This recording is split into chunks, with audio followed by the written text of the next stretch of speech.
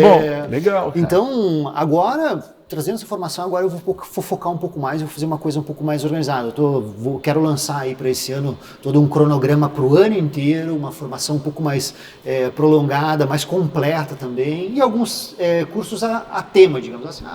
Curso de espumantes, curso disso, curso daquilo. Então, e hoje, além disso que você está fazendo, você tem o trabalho no Belmont, né? No Belmont. Isso. Lá a gente faz um trabalho, eu faço um trabalho, desde que eu saí do Bona, para assumir o Belmont, eu faço a administração dos vinhos do Belmont, digamos assim, e eu ajudo na gerência, ajudo na administração aí do hotel à la carte, que é o Itaipu, o hotel de frente para as cataratas. Tá. E além de tudo isso, né, a formação, seu foco sempre foi mais em vinho, você também tem uma, não sei se é uma queda ou em relação à cerveja, né? Você também tem uma formação na cerveja. Para agregar, como é que é isso? Exato. A formação com relação à cerveja foi para agregar um pouco em termos de portfólio, digamos assim.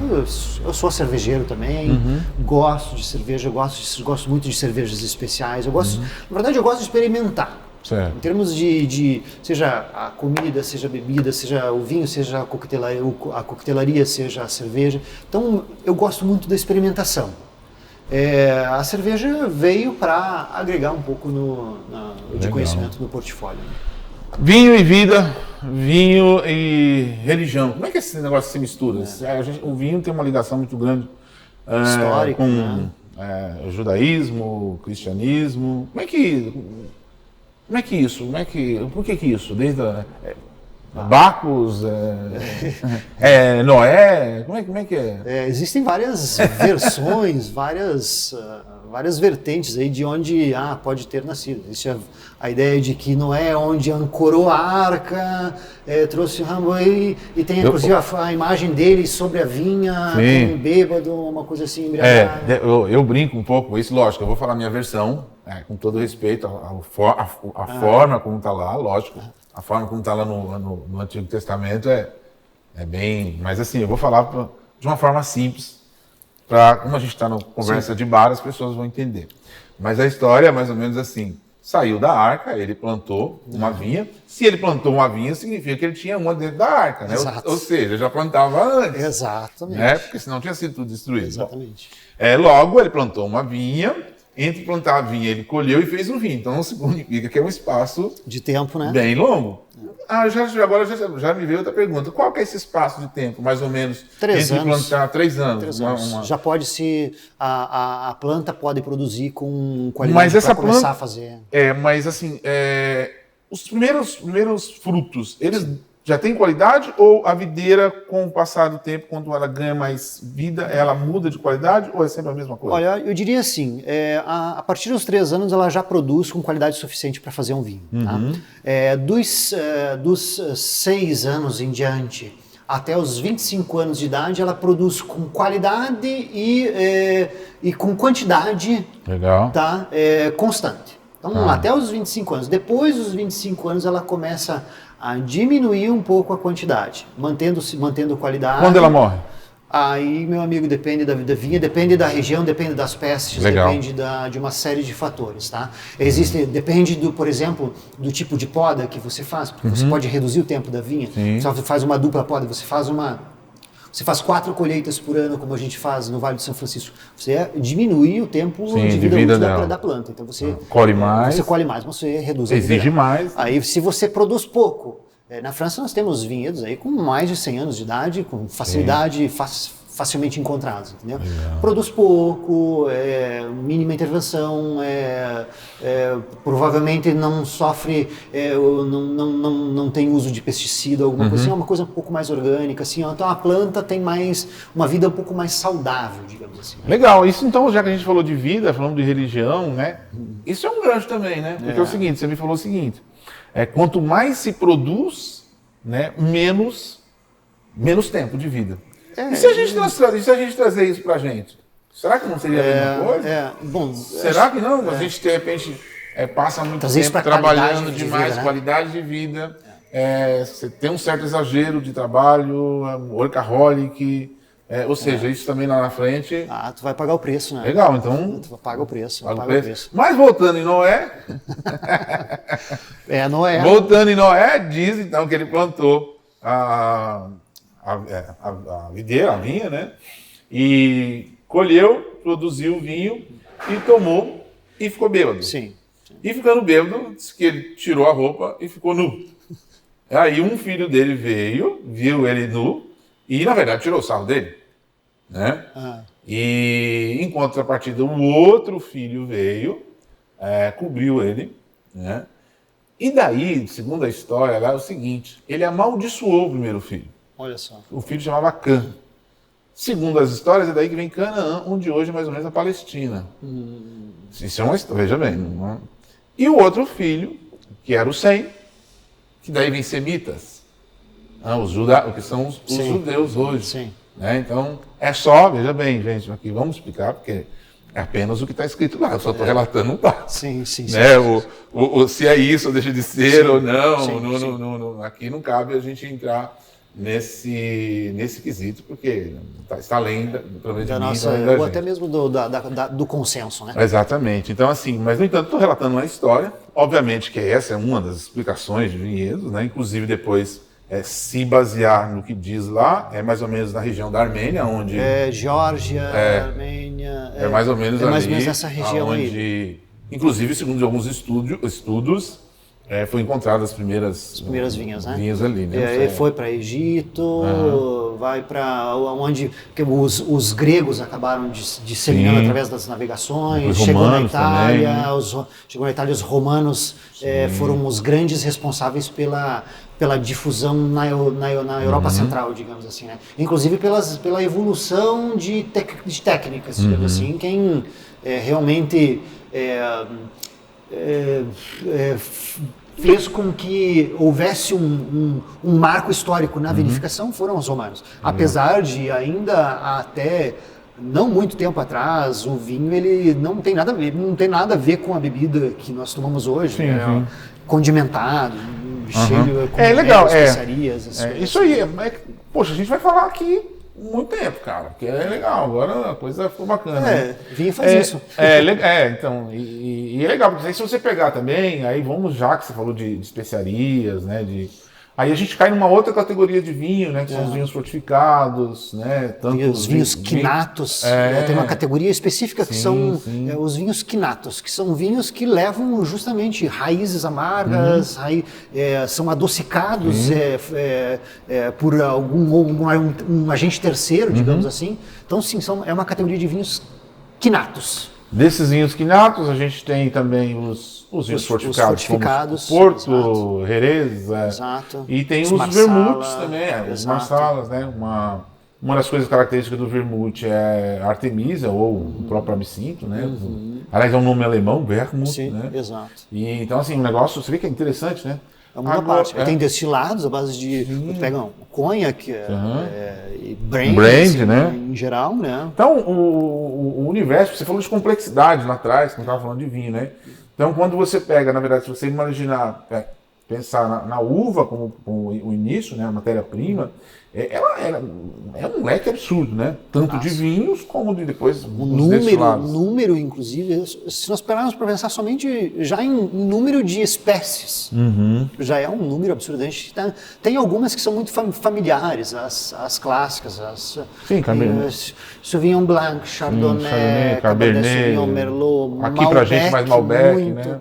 Mas o número é infinito e todo dia isso é um cruzamento, é um híbrido, é um clone. Então o número, elas sofrem modificações através do tempo e através desses híbridos mesmo, existem espécies novas todos os dias, assim, sabe? Então você me citou, você comentou, né, sobre a uva Carmenere muito aqui, né? É verdade que essa uva, de uma certa forma, ela é confundida com outra? Na verdade, a história dela foi mais ou menos assim. Ela é uma uva de origem francesa, vamos partir daqui. Porém, no final de 1800, aconteceu um fato na Europa que acabou dizimando praticamente a maioria dos vinhedos lá, que foi a filoxera, exatamente. É uma peste americana que migrou através das navegações para a Europa e acabou surgindo ali, dizimou. A Carmenere, ela foi dada como extinta. Tá? Porém, antes disso, as navegações ocorreram ao contrário. Alguém trouxe da França para a América do Sul, entrou no Chile. Porém, o que aconteceu? Ela era plantada, ela era cultivada como sendo a Merlot. Elas têm características parecidas, principalmente na planta, folha e tudo mais, fruto, alguma coisa assim. E o que aconteceu foi o seguinte, a maturação dela é diferente da Merlot. Então as pessoas começaram a perceber alguns pés no meio dos vinhedos de Merlot que maturava diferente. Mas espera aí, o que está acontecendo aqui? Até que foram entender que se tratava da Carmenere e não de Merlot. E aí hoje deu-se por redescoberta a Carmenere justamente numa situação dessa. Por isso ela acabou ganhando fama, digamos assim.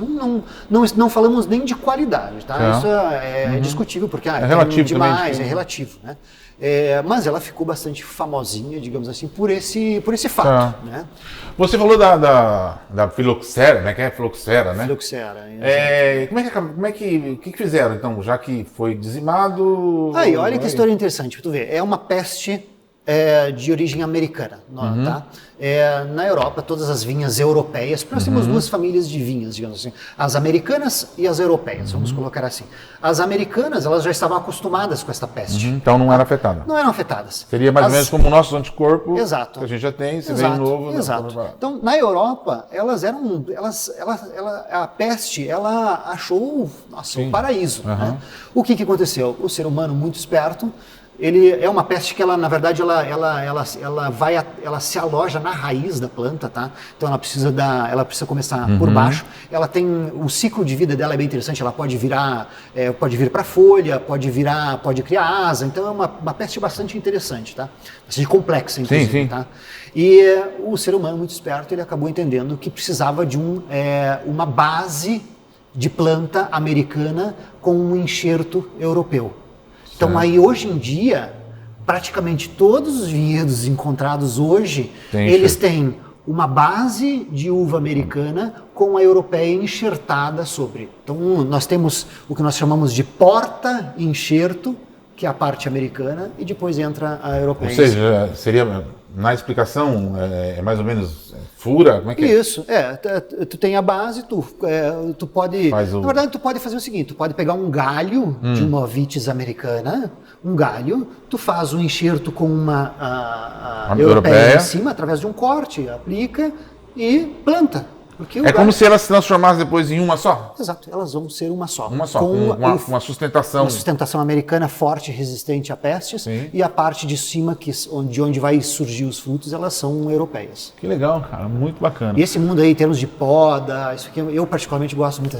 Acho que talvez por ter vindo da agricultura. Sim, porque a tua raiz lá atrás, né? Legal. Pô, Léo, cara, é muito bacana, assim, dá vontade de ficar falando enfim, a gente falar de destilado, de brand, e depois vem coquetéis, né? Cara, eu queria, pra gente encerrar, eu queria fazer um drink, é um clássico, na verdade, um coquetel clássico, e além de ser um clássico, ele também participa de um filme clássico de Hollywood, Casablanca, esse filme, se eu não lembro exatamente a data, mas ou é 1943, né? A história se passa no Marrocos, né? Na cidade de Casablanca. Tem lá um romance entre um nazista, né? e uma mulher. E muito acontece nesse bar, né? Muitos drinks, romances, música e muitos coquetéis. Sim. Inclusive lá nesse filme tem um drink muito interessante, que é um clássico, que é o French 75. Né? E aí eu vou preparar aqui junto com você. Tá? Vamos lá. Na verdade, a história diz o seguinte. Alguns dizem que, na verdade, esse coquetel original ele foi criado por um bartender do Harris Bar. Eu não me lembro qual Harris Bar, se era mesmo na Itália. Tem Harris Bar, eu não lembro agora exato, mas dizem que usava, inclusive, Calvados. Sim. Né? Depois entrou o champanhe. Calvados é um destilado original da Normandia, né? À base de maçã, né? E depois os soldados ingleses... É um destilado à base de maçã? É um destilado. Ok. Um destilado. Feito na região da... hoje já tem. Hoje você tem no americano, né? Sim. O Applejack. Perfeito. Você tem outras variantes aí, mas originalmente na Normandia, né? E aí dizem que os soldados ingleses, quando estavam na França, eles então começaram a preparar esse drink, só que eles trocavam, ou seja, por ser ingleses, usavam muito gin, queriam a potência no drink, e misturavam com champanhe por ser francesa. E eles então deram o nome de French 75 devido à artilharia que eles tinham. Opa, estou exagerando aqui. De um canhão, na verdade, né, de 75 milímetros, né, na saída, e diz que era uma artilharia pesada, né? E aí, sim, depois acontece no filme Casablanca, e é muito legal. E algo que a gente tem aqui na carta, né? E eu quero reproduzir ele aqui para você, né? Uma honra. Deixa eu me organizar aqui. Bom, eu vou deixar um pouquinho essa taça gelada aqui, porque você gela a taça porque ele é servido sem gelo, obviamente. Exatamente. Então eu vou deixar ficar mais geladinho. Ou você pode deixar a taça gelada também, né? Perfeito. Então, só por isso. Inclusive, eu estou usando uma taça de champanhe ou espumante, mas aqui mesmo a gente serve ele numa outra taça, né? Isso tem alguns bartenders que preferem servir desse formato. Posso fazer uma observação então sobre essa taça? Opa, ótimo! Eu particularmente, a gente tem, na verdade, historicamente, o flute tem uma história ligada ao champanhe, né? Porém, tecnicamente, na atualidade, os grandes profissionais, digamos assim, do vinho, só passando trazendo isso para o vinho, essa taça, digamos assim. Então hoje não se usa praticamente, ou não é que não se usa, está caindo de moda, para tu ter uma ideia, o flute. Porque ele é uma taça que valoriza muito o perlage, que a gente chama do espumante, né? Que são as borbulhas, né? O visual fica muito interessante, mas a parte aromática dele fica penalizada, né? Porque então você está usando uma outra taça. Tanto que eu estou usando uma taça de vinho branco. Eu particularmente gosto, né? Uma taça de vinho branco, eu fico feliz de tomar meu espumante, digamos assim, né? Só para agregando ao assunto. Eu acabei derramando aqui. Então, e interessante também que aqui a gente tem uma taça, hoje chamada coupé, a antiga taça... A antiga taça de champanhe. Onde nasceu. Então, aí você fala dela. Tem umas histórias meio assim, né, que ela nasceu... ela tem uma ligação histórica com o champanhe.